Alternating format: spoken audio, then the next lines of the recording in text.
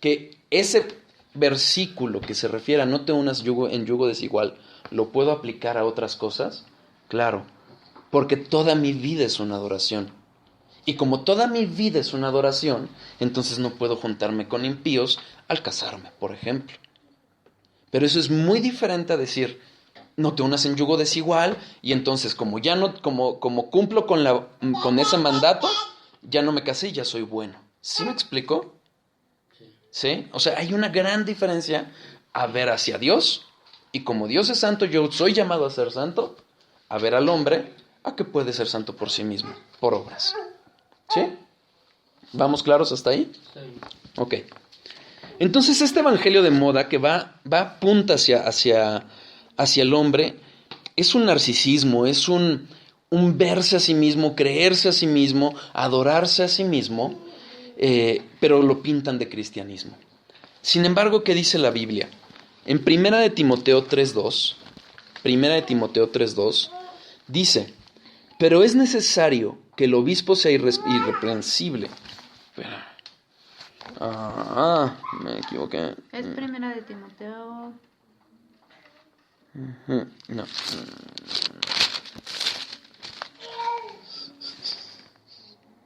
Perdón, es Segunda de Timoteo 3:2. ¿Segunda?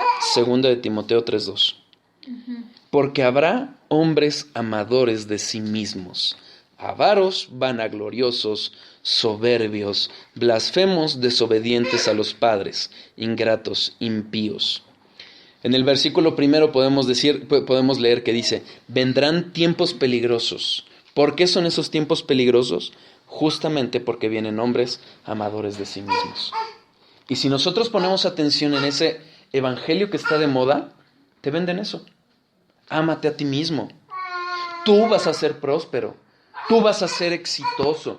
Te va a llevar a tener riquezas materiales. Te va a llevar a tener una familia hermosa. Eso es lo que se vende. ¿Para qué? Para que te sientas mejor de ti mismo. O te hacen ser víctima, ¿no? O eres víctima, exactamente. Lo que es pecado lo disfrazan de psicología. No, mires que tú sufriste, pobre de ti. No. Somos pecadores porque en nuestra naturaleza está el ser pecadores. Y de eso nos tenemos que arrepentir. En el momento en que te hacen víctima o que hacen víctima al hombre, víctima de las circunstancias, del mundo o de los demonios, ¿qué pasa? El hombre deja de ser culpable. Y en el momento en que el hombre deja de ser culpable, deja de arrepentirse. Deja de reconocer que necesita de Cristo para salvarse. Ya no toma en serio el pecado, ¿no? Y ya no toma en serio el pecado, ya no se arrepiente y no encuentra salvación. Ese es el riesgo de este evangelio que está de moda. Y entonces lo que nos enseña la Biblia, que el hombre debe de ser el que adora a Dios, se vuelve a que Jesucristo es el que adora u honra al hombre, haciéndolo próspero, haciéndolo exitoso, sano. Bueno, el problema de ese tipo de evangelio es que, o sea, torcen los versículos y la gente se los cree, ¿no? O sea... Exactamente. Y lo peor de todo es que como lo disfrazan con versículos, parece que es correcto. Cuando transforman lo que es un saludo normal en una carta que hace Juan, por ejemplo, que es tercera de Juan, versículo 2, que dice, amado, yo deseo que tú seas prosperado, es un saludo normal de una persona, de un apóstol que está saludando a alguien. Y te dicen, ¿ya ves? Dios quiere que seas próspero. Y no es de lo que se está hablando. Pero tergiversan los versículos y entonces ponen al hombre al centro. Dios murió para que tú no sufrieras, Jesucristo ya padeció, tú ya no vas a padecer, etcétera, etcétera, etcétera. Y de eso no se trata la Biblia. De eso no se trata el Evangelio. Jesús sufrió tanto para que tú ya no sufras. Él padeció, él tuvo todas las llagas para que tú no tengas enfermedad. Tú ya no vas a ser pobre terrenalmente hablando. Entonces, ¿quién es? Si nosotros vemos el Evangelio así, parece que nosotros somos los que somos honrados. Y no reconocemos que lo que nuestro Señor Jesucristo padeció fue para pagar nuestro pecado, no para hacernos más felices aquí. ¿Correcto? ¿Vamos claros hasta ahí? Sí. ¿Cuál es el verdadero evangelio? Vamos a ver cuál es. El verdadero evangelio no es exaltar al hombre, sino matar al hombre. Al hombre, a ese hombre viejo, a esa naturaleza pecadora. Es esa la contracultura de la que hablábamos. El hombre ya no es el centro. El hombre nunca lo fue. El hombre es el que tiene que morir. Y entonces vemos las paradojas. ¿Por qué? Porque entonces vivimos cuando morimos, ganamos cuando perdemos. Obviamente, esto no vende igual. Cuando tú le platicas a alguien acerca de esto, dicen, es que ya no me gustó. Pero hermanos, si no somos confrontados con ello, vuelvo a lo mismo. Corremos el riesgo de tener un evangelio falso que no va a salvar. Mateo 10:32.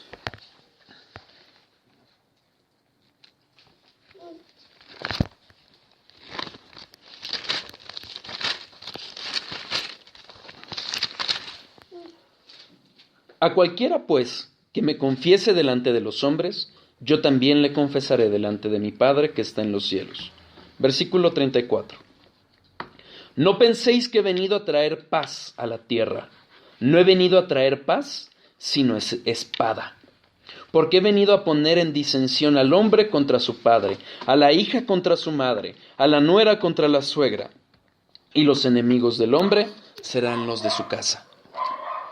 ¿Y qué te venden cuando te quieren llevar a una iglesia de pseudocristianismo? No, ven, y Jesucristo va a solucionar todos tus problemas. En tu familia, vas a tener una familia bonita. ¿Y qué dice la Biblia? No, tu familia no va a mejorar. Al contrario, en el momento en que tú te vuelvas cristiano, tu familia te va a voltar la cara. Y te van a venir con que, esa no es la religión que yo tuve. Tú estás traicionando a mis idolitos. Lejos de hacerte la vida fácil, va a ser un choque. ¿Por qué? Porque tú ya no vas a tener por Señor a los demonios, sino vas a tener por Señor al Rey de Reyes, al Señor de Señores. Finalmente, lo que sucede es que es una contracultura, es un punto en el que nosotros debemos de dejar el mundo de lado. Dice el versículo 37, el que ama a padre o madre más que a mí, no es digno de mí. El que ama a hijo o hija más que a mí, no es digno de mí. Y el que no toma su cruz y sigue en pos de mí, no es digno de mí. Se trata de poner a Jesucristo en el primer lugar. Se trata de que sea Cristo tu amor, tu primer amor.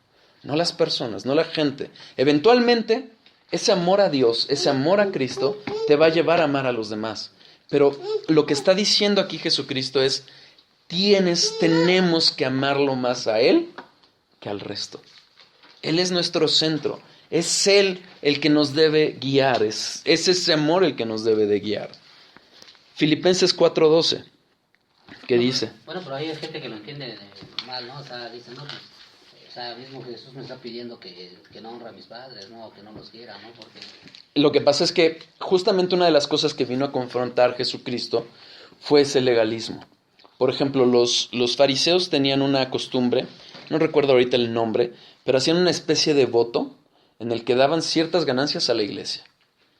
Y aunque veían a sus padres padecer, ¿qué es lo que hacían? Decían, no, yo tengo mi obligación. Se olvidaron de la misericordia, se olvidaron del amor. Si nosotros analizamos todo este contexto, todo el evangelio completo, vamos a ver que finalmente ese amor a Cristo, el poner a Cristo en primer lugar, te va a llevar a amar a tus papás, a honrarlos. ¿Por qué? Porque es una transformación de corazón. Pero a lo que se refiere aquí en concreto, más que a ese punto, que es el legalismo, lo que sucede es que muchas personas deciden, por ejemplo, llegan a decir, no, es que yo no soy cristiano porque mis papás me enseñaron, por ejemplo, el catolicismo. Entonces ahí están amando más a la persona que a Cristo. Y eso les impide seguirlos. O sea, pero es que lo que Ismael dice es que eso se puede entender así como que, ay, es que la Biblia dice que no honres a tus padres o como que te aleja de la familia. O sea, pero como que Dios te advierte que eso va a pasar. Sí. O sea, como que no es que te diga, oye, tú aléjate de tu familia, tú no honres a tus padres, sino que te advierte y te dice, oye, si crees en mí, me sigues, te advierto que puede esto va a pasar esto. Claro, o sea, que exacto. puedes, o sea, que tus padres te pueden rechazar o tus hermanos, que te puedes alejar de tu familia, o sea, te advierto esto. Exactamente. No es que tú lo hagas, sino no es que te tú lo hagas, advierto, exacto. ¿no? Que puede pasar Exacto. esto. Exactamente. Sí, exacto. O sea, es una reacción que va a venir del mundo hacia ti más que tú de ti hacia el mundo. O sea, el mundo mismo te va a rechazar. Decía un predicador, no recuerdo su nombre, pero decía, si el mundo no te rechaza o no te está rechazando, aguas, porque más bien igual ibas con la corriente del mundo. Entonces, es a eso a lo que se refiere. O sea, si yo no estoy viendo del mundo, no necesariamente tu familia, pero es una advertencia, como bien dices, de lo que puede llegar a pasar. Pero si tú de repente te sientes muy cómodo en el mundo, si de repente tú estás conviviendo en paz con el mundo, es porque probablemente estás guiándote más por el mundo que por Cristo. ¿Sí me explico? O sea, por ejemplo, el caso de Miri y de mí, que las dos somos, o sea, que las dos somos cristianas, Uh-huh. pero que Miri, o sea, obviamente Miri encaja más con las personas del mundo. Ok. O sea, ¿por qué? Pues porque, o sea, por todo, porque justo ella, pues habla de modas, de cosas banales. Sí llega el punto en que empezamos a decir, malentendemos la verdadera libertad que hay en Cristo. Y entonces dejamos, como bien dijo Ismael hace rato, ¿no?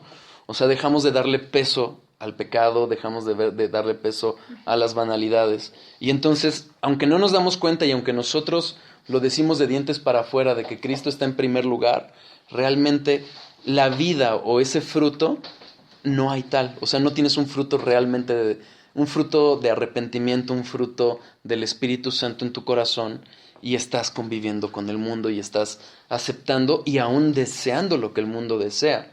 En el momento en que nosotros hacemos eso, hermanos, nos está faltando el amor que le debemos al Padre. O sea, realmente es más riesgoso pensar que es correcto eso y entonces creernos cristianos, cuando en realidad lo que está sucediendo es que el amor que hay en nuestro corazón del mundo es el que está ocupando el lugar que debería de estar teniendo el amor al Padre. Okay. ¿Sí? O sea, ser cristiano no es acudir a una iglesia. Ser cristiano no es leer la Biblia. Satanás se sabe mejor la Biblia que nosotros, pero no la obedece. No, y aún la aborrece. Uh-huh. Es amar lo que ama a Dios. ¿De acuerdo? Regresando a esto del Evangelio, ¿queda claro hasta aquí? Sí. ¿Sí? Filipenses 4:12, la primera parte nada más. Sé vivir humildemente y sé tener abundancia. Pablo mismo está diciendo, sé vivir humildemente. ¿Y qué te venden en el evangelio del mundo? Vas a ser rico. Vemos que contradice francamente la Biblia.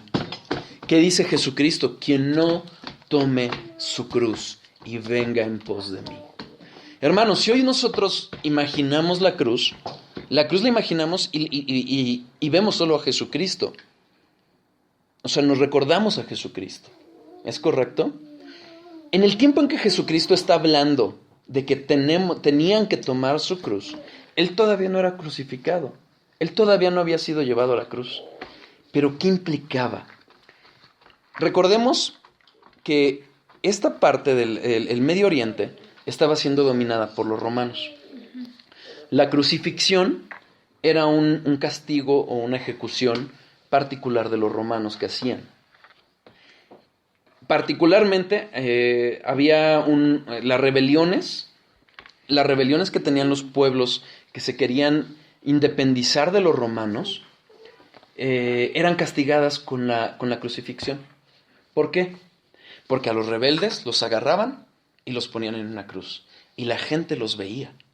Y los veía morir. Ellos no eran clavados, eran nada más atados a la cruz, pero la posición y el tormento que sufrían los hacía